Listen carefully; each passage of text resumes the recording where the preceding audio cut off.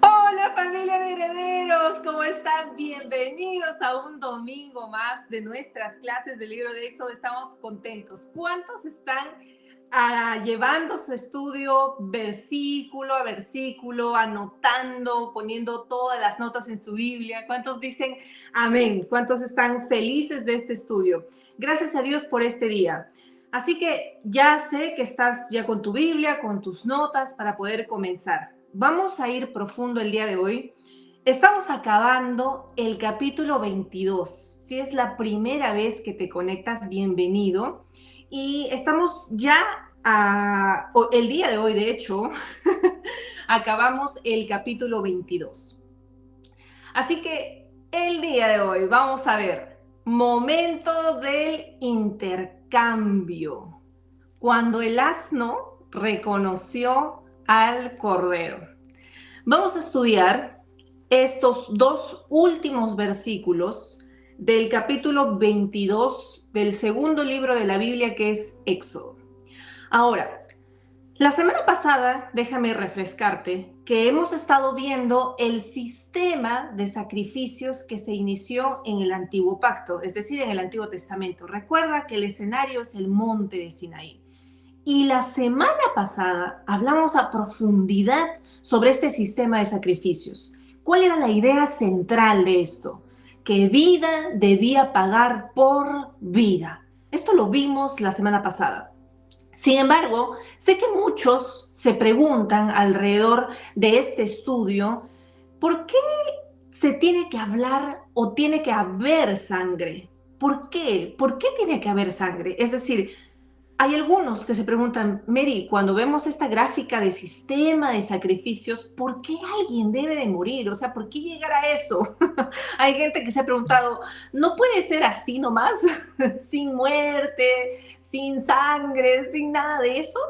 Que aunque resulte dramático, vemos en las escrituras algo poderoso a través de esto. Así que lo primero que quiero que reconozcas para poder dar respuesta a tus preguntas de por qué es necesario la sangre, por qué tiene que haber una muerte, para responder esas preguntas, lo primero que quiero traer a tu consideración es lo siguiente. Dios es justo. Es lo primero que nosotros debemos reconocer. Dios es justo. Luego de que nosotros reconocemos esa verdad a través de las escrituras, podemos entender recién ahí que en la justicia debe de existir un pago, debe de haber un pago. Es decir, lo voy a volver a decir en otras palabras. No es justo que alguien tenga una deuda y que no se pague. Es importante que las deudas sean pagadas. Eso es justicia. Justicia tiene que ver con que las deudas sean pagadas. Eso es justo, eso es equilibrado. Ahora bien, teniendo esto en consideración, quiero darte una noticia. Si es la primera vez que te conectas y es la primera vez que estás teniendo un tiempo de estudio de la Biblia, quiero comunicarte lo siguiente.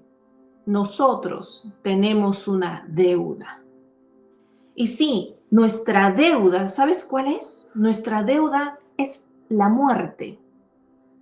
Porque dice la Escritura que la paga para el pecado es muerte. Y tú y yo pecamos. Hemos fallado a la santidad y la perfección de Dios. Hemos cometido muchos pecados. Si nos vemos reflejados en las Escrituras y los mandatos de Dios, podemos advertir claramente que tú y yo merecíamos morir. Como consecuencia de nuestro pecado, tú y yo merecíamos morir. Y de esa manera, muriendo, se cumpliría la deuda que tenemos. Porque recuerda una vez más, la paga del pecado es muerte.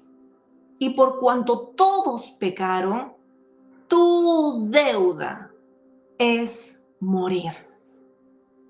Cuando tenemos este panorama claro, ahí nos damos cuenta de la importancia que vemos en esta gracia inagotable de Dios de vida por vida y la sustitución del culpable por alguien que fue inocente. Y esto es maravilloso. Entonces, teniendo ya estas respuestas, quiero mostrarte lo siguiente. Si es que teníamos una deuda y teníamos que morir a causa de nuestro pecado, vemos el Antiguo Testamento, desde las escrituras del Antiguo Pacto, que Dios estableció un sistema sacrificial. Y lo más asombroso de este sistema sacrificial que hemos estado hablando desde la semana pasada es que un sustituto tome tu lugar y pague tu deuda por ti. Y este sistema, cuando tú lo ves, es la sombra de lo que Dios haría después. Ya conocemos el Evangelio, las buenas noticias, conocemos el Nuevo Pacto, el Nuevo Testamento, así que todo esto encajará dentro de tu mente, cómo Dios nos muestra todos estos sacrificios como un tipo y sombra de lo que Dios estaba apuntando. Estaba mostrando a través de estos ejemplos al pueblo de Israel que un día vendría un sustituto para pagar esa deuda tan grande que la humanidad tenía. Ahora, de hecho, todo lo que va a suceder de aquí en adelante, que vamos a estudiar el santuario, el sacerdocio, los elementos del tabernáculo. ¿Cuántos están emocionados que vamos a ir paso a paso todo esto y qué tiene que ver con nosotros en el nuevo pacto?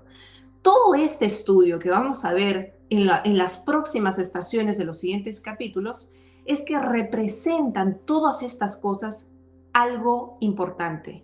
Seguramente que ya lo estás sospechando. La justicia de Dios. Todo esto representa la justicia de Dios y es una sombra de nuestro rescate. Y esa es la forma en que vamos a adentrarnos a la Escritura a raíz de los siguientes capítulos que vamos a ir viendo. Recuerda, todo lo que vemos en el Antiguo Testamento es un tipo y sombra de lo que se concretó en el Nuevo Testamento, en el Nuevo Pacto. Dicho todo esto, y en este escenario, vamos a regresar al mandato donde nos quedamos la semana pasada. ¿Recuerdas? Vamos a ir a Éxodo, el capítulo 13, y vamos a volver a leer el versículo 13, que es donde nos quedamos, donde yo te hice una pregunta. Vamos a ver. Seguramente que lo vas a ver en pantallas también. Acompáñame. Dice, Éxodo, capítulo 13, versículo 13, dice, a las primeras crías de los asnos las redimirás con un cordero, pero si no las redimes, deberás romperle el cuello. Nota esto. Hay dos caminos, hay dos opciones. Vamos a ver más adelante eso. Sigue diciendo la Escritura.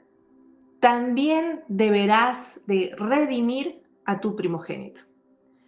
Bien, la clase pasada vimos la importancia del primogénito. Hemos hablado sus características, cómo es que esto nace, que el primogénito tiene el sacerdocio espiritual de la familia, el líder de la familia, cómo esto se refleja desde el Génesis, así que hemos hablado ampliamente. Si es tu primera vez, yo te invito a ver el video de la semana pasada, que fue la clase que vimos y abordamos este tema. Te vamos a dejar el link aquí para que puedas ir y consultarlo después de esta clase. Bien, cuando terminamos de explicar la semana pasada, que va a ser muy importante que vayas y lo veas si es que te lo perdiste, luego de ver todo el tema de la importancia del primogénito, les hice una pregunta alrededor del versículo que acabamos de leer. Y la pregunta era la siguiente: ¿por qué la Biblia nos muestra que hay que redimir al burro? ¿Por qué se redime al asno? Recuerda la figura, por si no estuviste en la clase pasada. Cuando se trata de animales limpios, esos animales se sacrifican cuando es la primera cría que abre matriz, que a esto le llamamos el primogénito. Siempre la primera cría que abre matriz, cuando es un animal limpio, debe ser primero ofrecido a Dios, porque a Dios se le ofrece lo mejor, ¿ok? Pero ¿qué sucede con los animales que no son limpios, que no pueden estar en un altar de sacrificio, que no podría su sangre derramarse en ofrecimiento a un sacrificio? Hay una lista que la ley da de ciertos animales que son impuros. A esos animales que no pueden estar en el altar de sacrificio se le llama animales impuros o no limpios. Entonces, dentro de esto, la Biblia objetivamente nos muestra y nos acerca a la idea de que el hijo o el primogénito de un burro, es decir, el hijo que le nazca a una asna, ese primogénito, ese burrito, ese burrito chiquito, pequeño, no puede ser sacrificado, sino que tiene que ser redimido. Es decir, que alguien tome su lugar. Ahora, esto es muy interesante. Esta es una idea de Dios. Dios quiere mostrar la idea más profunda de la redención. Y quiero que notes esto. Cómo un animal impuro encuentra sustitución en otro animal que es limpio y así evita la muerte. Esto es maravilloso, porque en ese momento se recibe un regalo, el regalo del intercambio. Créeme, todo burro pequeñito, primogénito, recién nacido, estaría agradecido con el cordero, de que gracias al cordero él no va a morir. Así que eso es muy interesante. Familia, préstame atención. Quiero decirte esto y quiero que pienses en lo siguiente. Dios nos muestra que un inocente toma el lugar de un culpable y lo libra de morir. Ahora, si hasta este punto te has estado preguntando, ¿y qué tiene que ver el burro? Sí, el burro, adivina qué, es un reflejo de ti, es un reflejo de mí cuando estábamos perdidos, claro. Y esto lo vamos a ver a profundidad. ¿Estás listo? Bien, quiero dejarte esta idea. Préstame atención, escúchame. Este mandamiento es una sombra de nuestra redención. Esta es una sombra de lo que Dios hizo a favor tuyo y a favor mío. Recuerda que Dios, a través de toda la historia del antiguo pacto, quería y tenía un propósito con la nación de Israel, que era su pueblo elegido. Pero pasan las cosas y las profecías se cumplen hasta llegar al Nuevo Testamento, que hay una extensión a los gentiles, hay un alcance a los gentiles. Y precisamente Dios está representando por medio del sacrificio de ese animal, que es el asno, la sombra de lo que haría ese cordero por nosotros. Familia, Cristo murió en la cruz por ti y por mí. Él tomó nuestro lugar. Por eso quiero que pienses en lo siguiente. Dios siempre enseña en lo físico algo espiritual. Esta es la forma en que Dios se mueve para dejar un mensaje a los suyos. Siempre va a ir desde lo natural para explicar lo espiritual. Va a ir de lo visible para explicar lo invisible. Dios está colocando dentro de este escenario del compendio de leyes una idea: la sustitución, el sacrificio redentivo. Y esto es maravilloso. Ahora, hablemos un poco del asno, ¿ok? ¿Estás preparado para hablar del asno? El asno, ya hemos dicho, es un animal que inmundo, es un animal impuro. Y si no se redime, que hemos leído en las Escrituras, dice que debe de morir. Esta es una sentencia completa. La única forma de redimir al asno es sacrificando un cordero. Ahora, qué interesante que la Biblia nos está mostrando dos caminos para esto. Es decir, la Biblia es muy clara. La Biblia nos está diciendo dos cosas con respecto a este animal inmundo. O este animal es redimido por un cordero, alguien va a tomar su lugar, va a tener un sustituto, o el asno muere. Una de dos, no hay más opciones. O se le redime con un cordero o se le tiene que cortar el cuello, o sea, muere. Es una de estas dos cosas que debería de suceder. No hay otra opción. Ahora, préstame atención y nota esto. El asno es impuro y no puede acercarse a Dios por sí mismo, a menos que otro muera en su lugar. Esta expresión es maravillosa.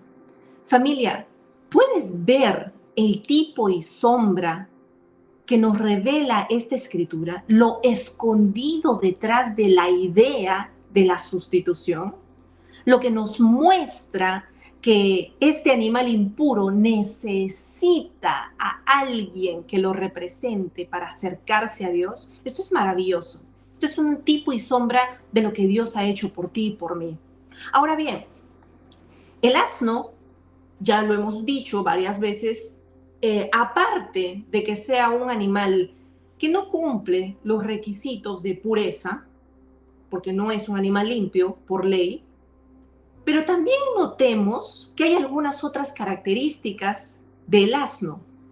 Hay características notables para que Dios señale a este animal como un tipo y sombra, como una representación, como dándonos un ejemplo entre lo natural para explicarnos lo espiritual. Y es que el asno es un animal terco. ¿Cuántos han tenido algún tipo de encuentro, conocimiento o anécdota o experiencia con respecto a un asno, a un burro? ¿Verdad que es uno de los animales más tercos? Incluso hay frases que en el coloquio simbolizan la terquedad a través de la representación de este animalito. A veces se compara ciertas actitudes que no son cualidades de una persona para describir que se parece al burro, por lo terco, lo tosudo. Así que una de las características es de que es un animal terco, pero también es un animal rebelde. ¿Qué significa que sea un animal rebelde? Que es obstinado en esa circunstancia de quedarse. No sé si han tenido experiencias de ver que estos animales, cuando llevan carga en su lomo y cuando se plantan, no se mueven. Y no hay nada que los haga cambiar de ahí. Si quieren plantarse y no moverse, no dar ni un paso más, no lo hacen. Es un animal rebelde, tosudo.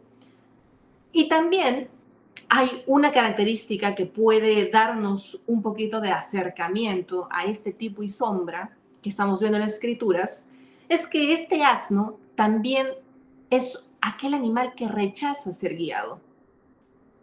Un asno, a diferencia de un cordero, rechaza ser guiado. Un asno no tiene pastor.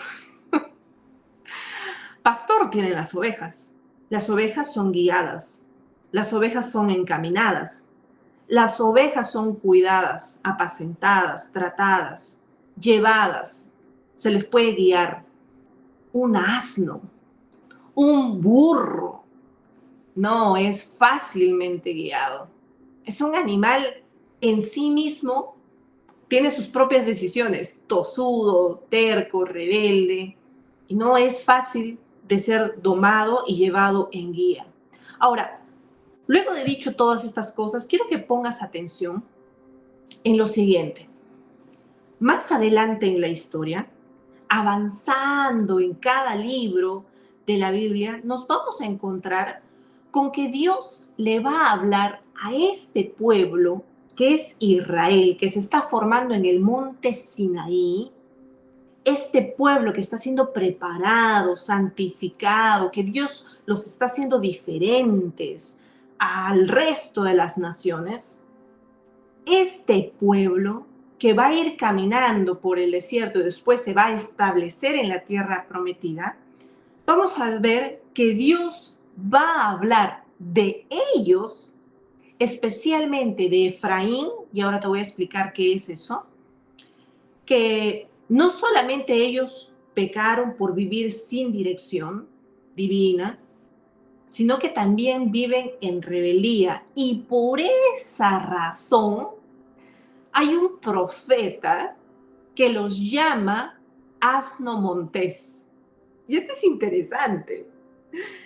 No solamente, no cualquier asno, sino un asno montés. Este asno montés quiere decir que es aquel asno que está en las cumbres, que prácticamente vive su vida sin ningún tipo de guía. Y aunque el asno montés, en esta representación del profeta, se cree libre, porque está ahí entre los montes y piensa que nadie le va a corregir nada, en realidad está corriendo perdido. Un asno montés está corriendo perdido. Piensa que vive en libertad, pero está profundamente equivocado. Un asno no es para que esté entre las montañas como si fuese cualquier animal de monte. Para eso no está creado este animal.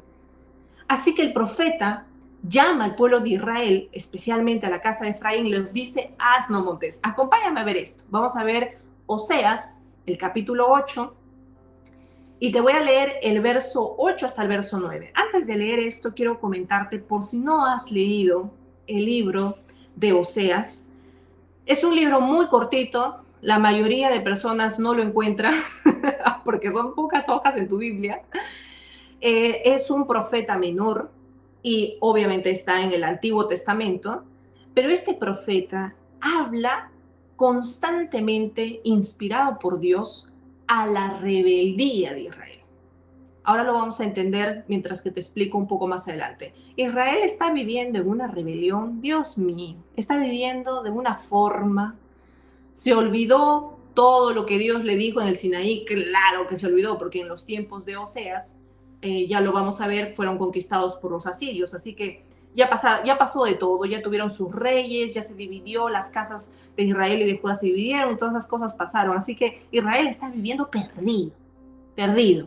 Y es ahí donde Oseas pronuncia estas palabras inspiradas por Dios. Vamos a leer, verso 8 al 9, dice: muy pronto Israel será devorado. Ten cuidado cuando un profeta pronuncie este tipo de cosas inspirado y guiado por Dios. Es una sentencia de juicio terrible. Sigamos leyendo. Dice, le está diciendo a Israel, será entre las naciones como una vasija sin valor alguno. ¿Cómo es tratada una vasija sin valor? ¿Cómo es tratado cualquier recipiente de tu casa sin valor? Si no te interesa mucho, hasta puede terminar de macetero de tu mamá, ¿verdad? O sea, si hay una vasija, cualquier recipiente que no tiene ningún tipo de valor, puede terminar debajo de tu cama, debajo de cualquier lado, en cualquier parte, sin propósito. Y le está comparando a Israel de esta forma. Pero el profeta sigue hablando, mira, y dice, porque ellos, a la manera de obstinado asno montés, recurrieron a Asiria. Y Efraín se compró amantes a cambio de un salario. Esto es fuerte. Te lo voy a explicar brevemente. Lo primero que quiero decirte es ponerte en panorama, porque acá hay cosas importantes que resalta la escritura. Para poder entender la comprensión de esto, lo primero que quiero decirte es que todo comienza a través de Jacob. ¿Recuerdas a Abraham? Abraham tiene a Isaac, el hijo de la promesa. Isaac tiene uno de sus hijos, que es el segundo, Jacob, pero que por las circunstancias de la historia que ya tú y yo conocemos, se lleva la primogenitura y no Esaú. Así que a través de Jacob viene la bendición de Dios y Dios le cambia el nombre a Jacob y lo llama Israel. Todo eso sucede en el libro de Génesis. A partir del capítulo 32 puedes leer todo eso. Ahora, de este personaje, Jacob, que Dios le cambia el nombre y lo llama Israel, le nacen 12 hijos. Ya sabemos que por la historia estos 12 hijos se convierten en las 12 tribus de Israel. Es así que el pueblo, la población de Israel se divide en estas 12 tribus. y cada uno de los descendientes pues llevará el nombre de la tribu donde nace. Y es así que se forman esta gran nación. Ahora, hasta aquí, Israel, este pueblo de Israel, se está comportando como este pueblo descendiente de Jacob, ¿correcto? Tenemos a Abraham, Isaac y Jacob. Ok, entonces Israel se está componiendo como el pueblo descendiente de Jacob a través de estas 12 tribus. Sin embargo, va a suceder ya en los libros de Primera de Reyes que se va a dividir el pueblo, el reinado, se va a dividir las casas de gobierno. Antes existía uno solo. Recordarás que Israel empieza a ser gobernado por un rey, el primer rey que era Saúl. Luego Saúl es desechado por su desobediencia y por las cosas terribles que hizo, y a este le sucede David, pero que es de otra casa, que es de Judá. Saúl era de la tribu Benjamín. Y ahora este rey está reinando por muchos años. Luego de David le sucede el hijo que va a reinar, que va a continuar el reino, Salomón. Todo esto lo sabes, solo lo estoy explicando para las personas que quizás es primera vez que se conectan. Pero aquí es donde viene el problema. Después del reinado de Salomón, lo normal sería que su sucesor sea un descendiente y así continúe el reinado. Sin embargo, va a haber una ruptura. Después de Salomón, se va a dividir todo Israel en dos. Y va a existir el reino del norte, que es para arriba, y el reino del sur, que va a abordar toda la dimensión de abajo. Ahora, en el reino del norte, también la Biblia algunas veces lo llama, al reino del norte lo llama la casa de Israel. Y el reino del sur lo llama la casa de Judá. Esto tiene un porqué.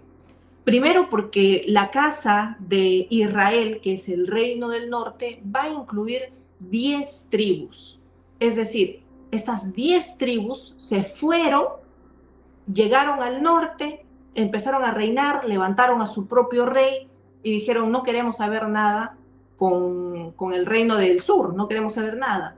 Así que en este reinado que se levanta, el rey del norte, también se le conoce como la casa de Israel.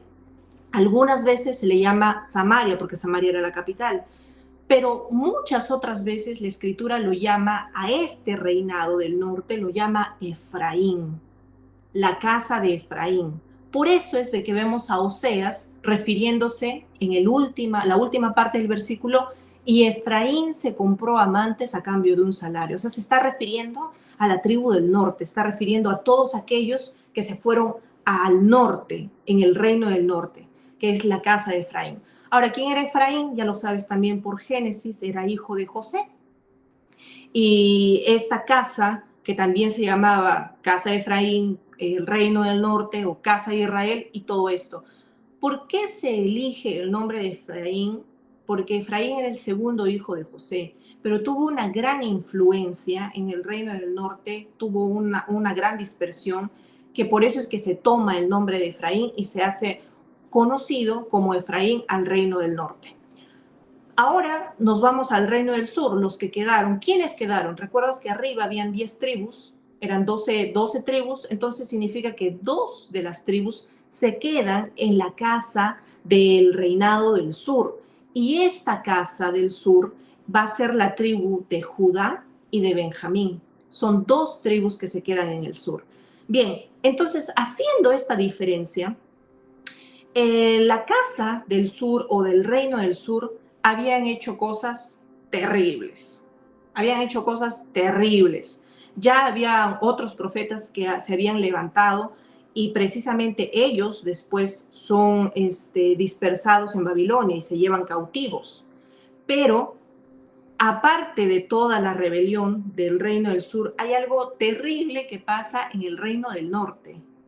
Porque aunque hicieron malas cosas Judá y Benjamín, el reino del sur, el reino del norte estaban, pero completamente desatados.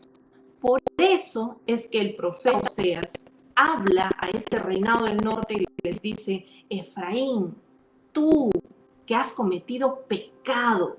O sea, al reinado les dice tú y denuncia su pecado y los llama obstinado asno montés. Ahora, cuando los llama asno y, y les dice todavía que son como el asno montés, es porque ellos recurrieron a Asiria, dice el profeta Oseas. Y esto significa porque el reinado del norte, que es Efraín, es conquistado por Asiria alrededor de los 722 a.C. Yo explico esta división en un curso. ¿Cuántos estuvieron en el curso de mujeres? Yo expliqué a profundidad la invasión y toda la conquista, todo el exilio de Asiria, de Babilonia, de Persia. Yo lo explico a detalle. Si tú has estado en ese momento y tienes esa clase, qué bueno que lo hayas podido aprender. Ahí lo explico profundamente. Entonces, ¿qué pasa cuando Asiria viene y conquista el reino del norte?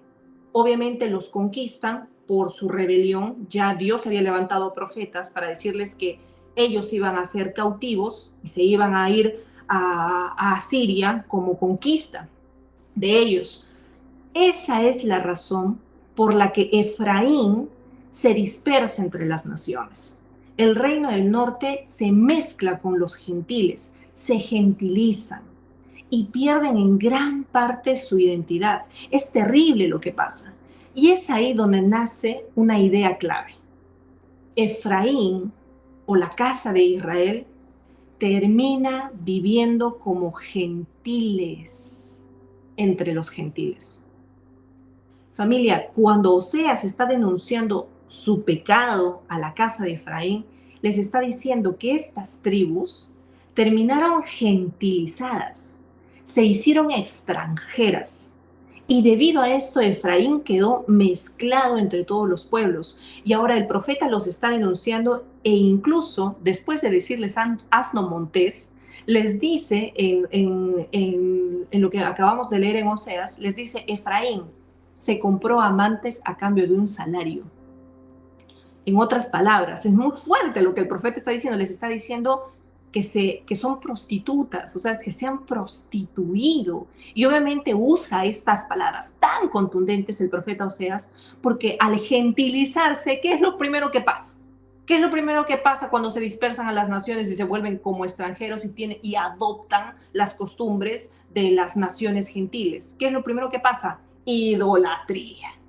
Por eso es que al reino del norte ellos estaban consumidos en idolatría, ellos adoraban a falsos dioses. Esa es la condición de alguien perdido. Es como un asno montés. Qué interesante que cuando conocemos esta parte de la escritura y conocemos lo que se va anunciando, vemos la intención de Dios en especificar algo. Dios está mostrándonos a través de esta representación que Israel, aún perdido y comparado como un asno, hay una promesa de redención. ¿Estás captando la idea? Hay una promesa para ese asno. Luego, en la historia, avanzando del Antiguo Pacto, empieza a traernos claridad el Nuevo Testamento. Y es cuando ya Jesús viene a rescatar al pueblo que se había convertido en inmundo, que el pueblo escogido por Dios estaba lleno de orgullo, de apariencias, de hipocresías, se habían entregado a prácticas paganas, había idolatría, todas las costumbres griegas también los contagiaron, el pensamiento griego los contagió, muchas cosas pasando con Israel en el tiempo de Jesús. Pero lo más maravilloso es que aunque Jesús vino, según el profeta Daniel, por Israel, para rescatarlos como su Mesías, nosotros los gentiles fuimos injertados en el olivo para salvación. Aunque todo el plan era rescatar a la casa de Israel, era rescatar a ese Israel que se había perdido, en el camino, como ellos no reconocieron al Mesías y lo rechazaron, nosotros, los gentiles, los extranjeros, los impuros, los inmundos, fuimos injertados en la salvación.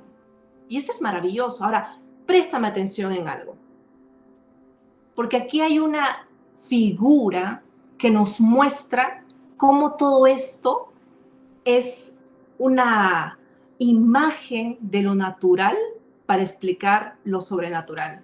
Jesús hizo su entrada triunfal en un domingo de fiestas de Pascua y le pidió a sus discípulos que fueran a una aldea y que trajeran a un hijo de asna, a un burrito. Quiero que veas conmigo la escritura. Vamos a ver Mateo, capítulo 21, del verso 2 al 7. Y dice así, lo vas a ver también en pantallas. A la entrada del pueblo les dijo, este es Jesús hablando a sus discípulos, hallarán una burra atada y junto a ella un burrito. ¡Wow! O sea que hay una cría de asna. Sigue diciendo la escritura. Desátenlos y me los traen. Si alguien les pregunta, díganle que el maestro los necesita y que luego se los devolverá. Así se cumplió la antigua profecía.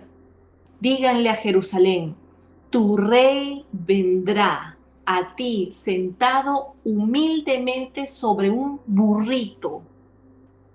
La Biblia Peshitta dice que vendrá sentado sobre un pollino, hijo de asna. ¡Wow! Sigue diciendo la escritura. Los dos discípulos obedecieron y poco después regresaron con los animales y pusieron luego sus mantos. Y mira esto, encima del burrito, del hijo de asna, se sentó ¿quién? Jesús. Encima del burrito para que Jesús se montara. Familia, el Mesías es el Cordero de Dios que quita el pecado del mundo. Y entró montado en un hijo de asna, representando de esta forma lo que antes se había estado formando desde el Antiguo Testamento. Familia, préstame atención. Quiero decirte esto. Jesús vino como el Cordero que tomaría el lugar de los perdidos para redimirlos. Esto es maravilloso. Es una expresión maravillosa. Y para ir terminando, quiero mostrarte lo que dice Hebreos, el capítulo 12, y te voy a leer desde el verso 22 al 24. Dice, lo vas a ver en pantalla también. Ustedes, por el contrario, se han acercado al monte Sión. Cuando el autor de Hebreos está hablando aquí, versículos más arriba, habla primero del monte del Sinaí, que es donde estamos ahorita parados estudiando. Y les dice, ustedes ya no están en el monte Sinaí, ahora están en el monte Sión.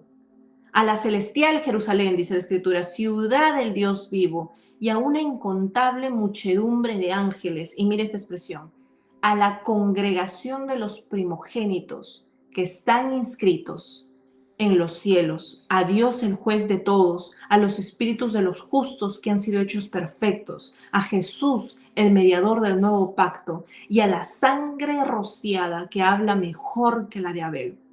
Familia, el primogénito de Dios es Jesucristo.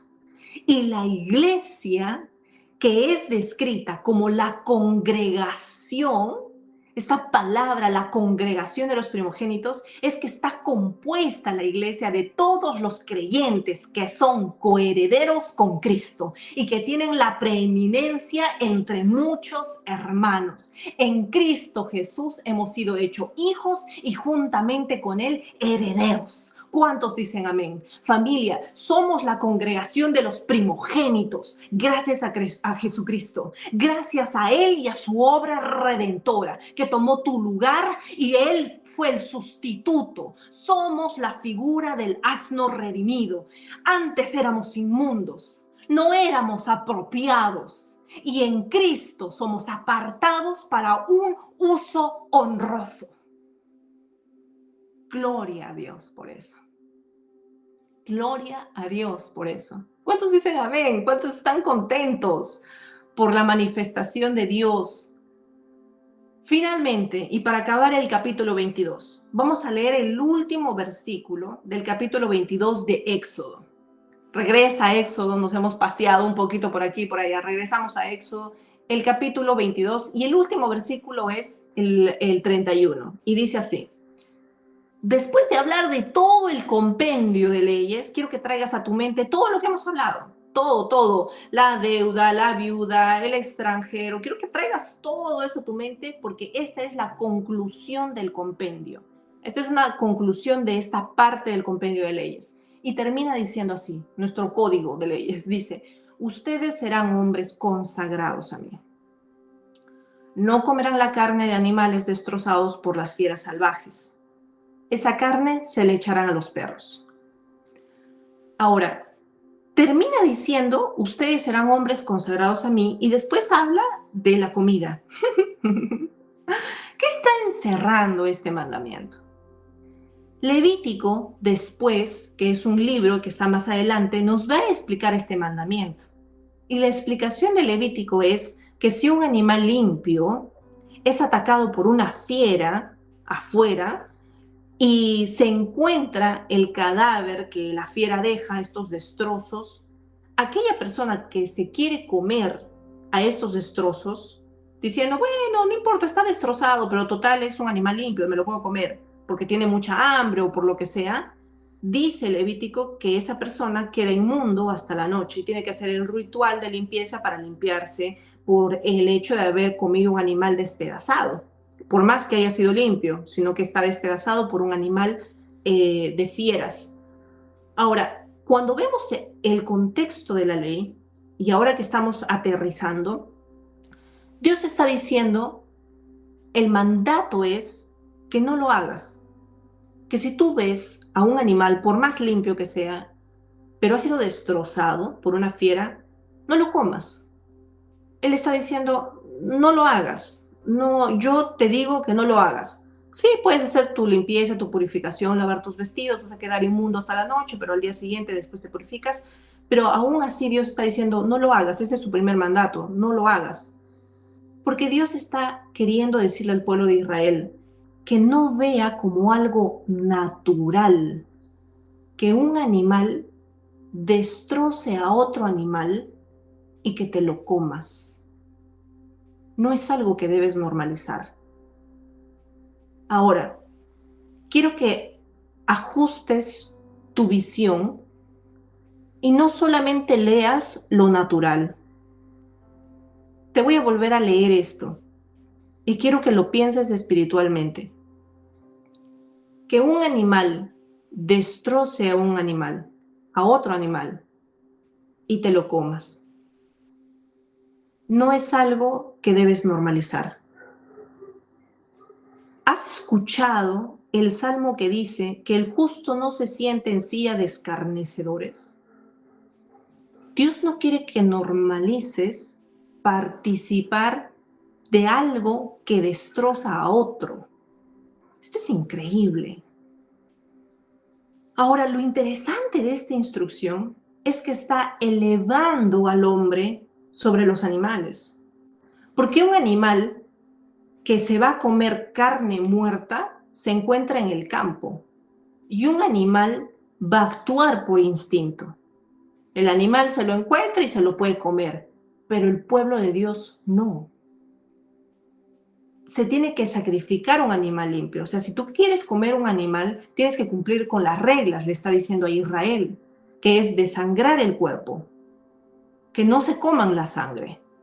Y no solamente eso, sino que a diferencia de los animales, Dice que el mandato es que nosotros demos gracias por la provisión de los alimentos. Y eso está estipulado en la ley en Deuteronomio, el capítulo 8, el verso 10. Lo puedes revisar en casa.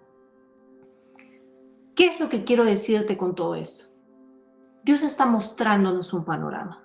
Él está diciendo, el pueblo de Dios no se comporta de la misma manera que los animales. Los animales no dan gracias por los alimentos. Los animales comen al animal despedazado.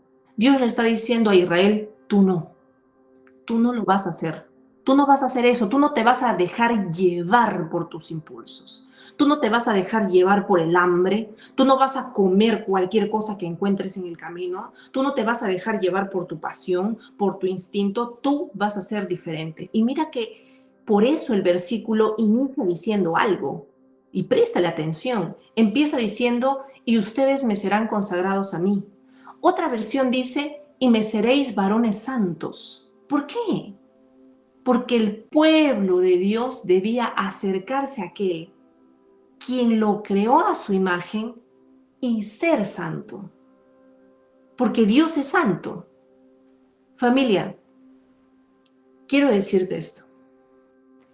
El Señor está llamando a no actuar bajo nuestros instintos, a no actuar como fieras que devoran con sus insultos a otros, con sus reproches, en una pelea que puedes humillar a alguien. Dios no nos está llamando a actuar como fieras, arrancando y despedazando a la gente con nuestra manera de hablar. No hemos sido llamados para eso. Nosotros hemos sido llamados, recuerda todo el compendio que hemos estudiado, a ser compasivos con los que nos deben, a ser cuidadosos con las viudas, a ser respetuosos con las autoridades, a escoger bien lo que llevamos a la boca. Todo esto requiere sabiduría. Todo esto implica que no nos comportemos como niños, como bebés espirituales. Dios está llamando a que actuemos como los consagrados de Dios, como los santos, como los apartados. Ser santo con respecto a lo que estás comiendo. ¿Te has puesto a pensar en eso? ¿Lo que entra en tu boca? Podría hablar mucho de eso, pero vamos a concluir. Quiero que veas finalmente la figura de la redención por un cordero. Y vamos a ir a Primera de Pedro, el capítulo 1, y vamos a leer verso 18 y 19. Y dice, ustedes saben que fueron rescatados de una vida sin sentido, la figura del asno, la cual heredaron de sus padres, y que ese rescate no se pagó con cosas corruptibles, como el oro y la plata, sino que se pagó con la sangre preciosa de Cristo, sin mancha y sin contaminación, como la de un cordero. Qué maravillosa escritura y qué maravilloso concluir esta noche de esta forma. Familia, en la conclusión de este capítulo que hemos visto de Éxodo 22, hemos acabado y por fin podemos ver la razón del porqué de todas estas ordenanzas y leyes. Hay mucha gente que no ve más allá de todos estos mandatos, a lo que Dios estaba apuntando con el pueblo de Israel. Pero nosotros tenemos mayor entendimiento. Y una de las cosas que tenemos que reconocer es lo siguiente. Dios nos ha redimido con precio de sangre. Y ahora quiere que tú y yo pasemos por el proceso de la santificación y ser apartados para Él. Dios ha dicho, Ahora sean hombres santos, consagrados a mí. Han visto la ejecución de la redención, el sustituto tomando tu lugar. Ahora vive una vida digna como la que Dios lo ganó para ti a través de su sacrificio. ¿Cuántos dicen amén? Gloria a Dios por eso. La siguiente semana, no te lo puedes perder. Vamos a hablar de nuestra actitud frente al enemigo. ¿Qué tanto puedo hacer para vengarme de mi enemigo? ¿Qué tanto puedo hacer para librarme de bendecirlo? Vamos a ver el capítulo 23 la siguiente semana. No te lo puedes perder. Bendiciones.